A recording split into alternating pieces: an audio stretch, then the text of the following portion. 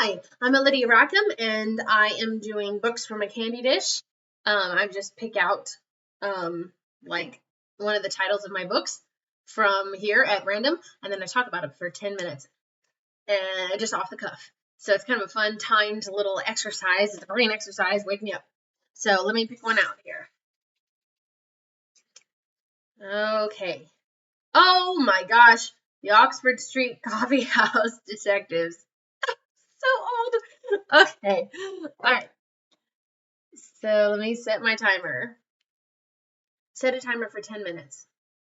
10 minutes, counting down. All right. So the Oxford Street Coffee House Detectives. A long time ago, my mom and I were riding our bikes and in the summertime, and we passed a garage sale, a yard sale. But this was no normal yard sale. This lady had antiques out, antique furniture, all kinds of stuff. So my mom and I were like screeched to a halt because we love antiques.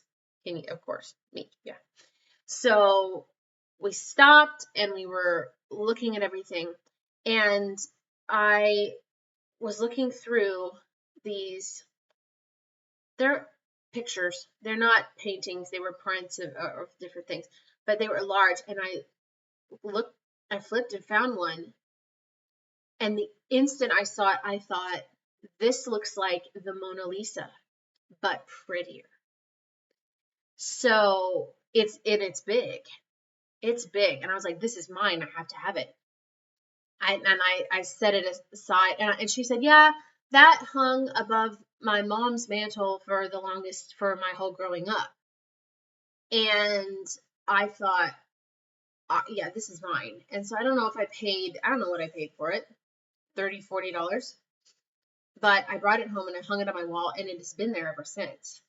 It's a portrait from about here up of a woman in a gold Renaissance-y dress, just like the movie Ever After. And she has a necklace on, and she has really teeny little blonde curls here, and she has that look on her face. Just like, I mean, her mouth is, and her nose and everything, but she's a prettier face than the Mona Lisa. But it just has that, Da Vinci look to it. So I was like, is this a Da Vinci? Is this, what is this? And so I looked it up, and I think eventually, a gal, an artist friend of mine, sent me a message, and she said it's called A Young Patrician Lady from the School of Da Vinci, meaning it was one of Da Vinci's students that painted this. So this is not the original, obviously. This is a copy of that, but I like it. I think it's much more pleasing looking than, so look it up. Young Patrician Lady, School of Da Vinci, and you will find it.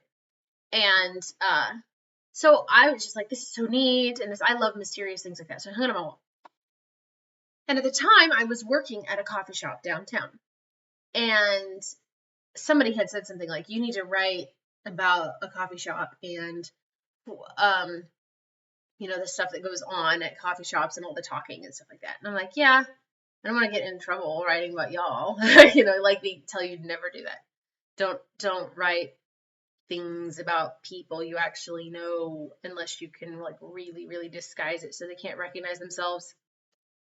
Even Charles Dickens kind of got in trouble for that sometimes with Mr. Squares in in Nicholas Nickleby. But so I thought, no, okay, what if I set it in London? So I think this is my first foray into Victorian London.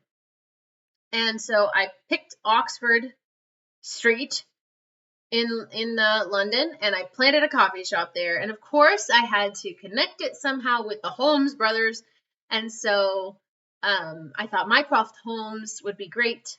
And he had planted these 4 detectives. 3 of them are apprentices, and one of them is a grown-up detective. And they run a coffee shop and listen to all the scuttlebutt, because everybody talks in a coffee shop, and they don't think that the people who work there can hear, apparently. If y'all work at places like any restaurants or coffee shops or any retail place, they think that the people who work there can't hear. And so they talk about all kinds of things and each other and personal business, and you hear it. So, and you're just like, don't mind me. So, anyway, so they discover, that there's a possibility that one of these paintings at a traveling show that is in one of the London art galleries, might be stolen. And so these people who run the coffee shop, then they moonlight as detectives. So it's just kind of a light, fun. There's 2 women and a man. No, actually, no. I did say, yeah, there's 3.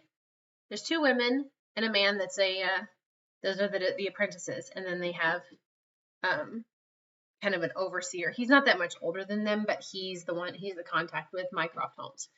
And he's kind of teaching them all. But they're all young adults. They're all kind of like, the younger ones are in their 20s, and then Mr. McDougal is in his 30s. So, there's the one gal, Miss Else. She's very practical. She's dresses plainly. She comes from a poor background. She's very, very smart. And then there's Mary, and she is just, well, like this song, Mary, Mary. Mary's a grand old name. She's beautiful and willowy and winsome and flirtatious and very smart also, and gets all the attention because she's just so beautiful. And there's John, and he's tall and good looking and dark haired, and he's like an architect. That's what he likes to do in his spare time. And then Mr. McDougal, I believe he's Irish, and he's kind of red-haired guy with a mustache. And the dynamic there is interesting too, because Miss Else likes John, but John likes Mary. And Mary, if she liked anybody, would like Mr. McDougal. So it's a little bit complicated, and it's all kind of unspoken. It's not overt, especially not in this story. It was meant to be a long series, but it wasn't. I got busy with this stuff, and then I'm too far away from it now to get. So the case itself is fun and interesting, and you'll enjoy it. It's just a cozy. There's no murder, no blood. It's just a cozy mystery where the headquarters is a coffee shop, and a Victorian coffee shop. And I'm sure I have some anachronisms. I'm sure there are some things in there that are not right, because I hadn't done a ton of research yet. I hadn't become as educated as I am now concerning that time period. So I'm sure there's some clothing things that I got wrong, but it's still fun. It's still fun. And I actually sold copies of it at the coffee shop where I worked. I had it over there. My boss let me have it on a shelf there, and so yeah, I sold a few copies of that, and that was a lot of fun. So, and so that one's for sale, and I'll put the link in there for you. So yeah, that was fun.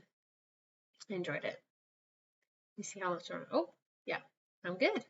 All right.